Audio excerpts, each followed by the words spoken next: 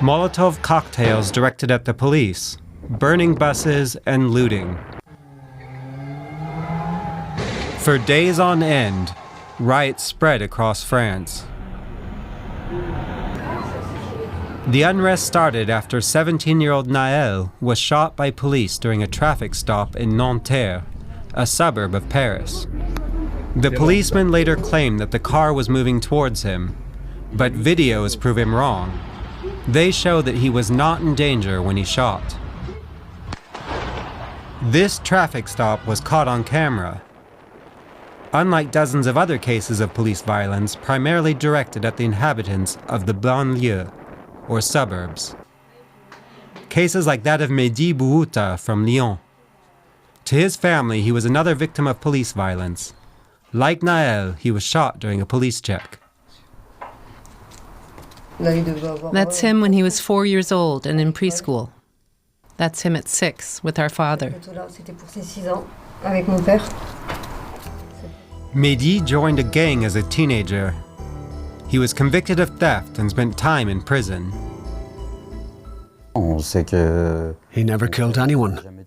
He made mistakes, he stole, but he never used excessive violence, never killed anyone.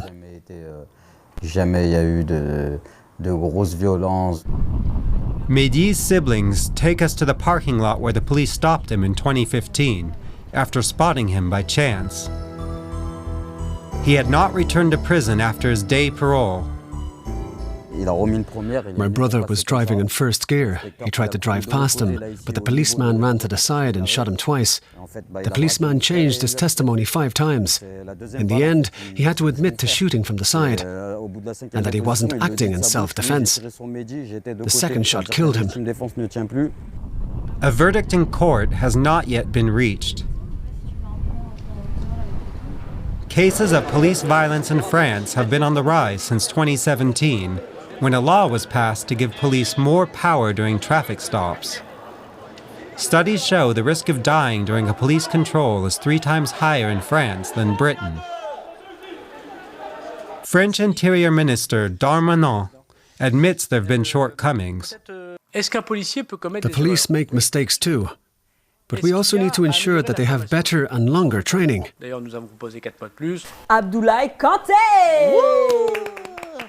Policeman Abdoulaye Kanté reaches out to the suburban residents who have often experienced decades of social deprivation. The suburbs often have higher immigrant populations. He uses videos and comments on social media to bridge the divide and explain the police perspective. No police officer gets up in the morning wanting to kill someone. But in some districts, especially where many immigrants live, the crime rates are high. We're not patrolling the streets for no reason. The residents want the police to be present.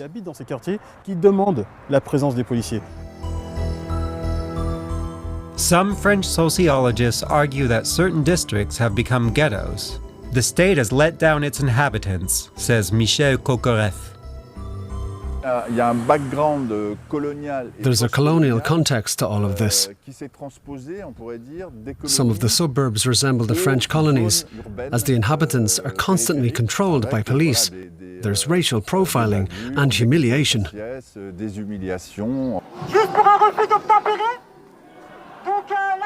For 8 years, Myriam and Hamid Bouhouta have been fighting for the policeman who killed their brother to be convicted.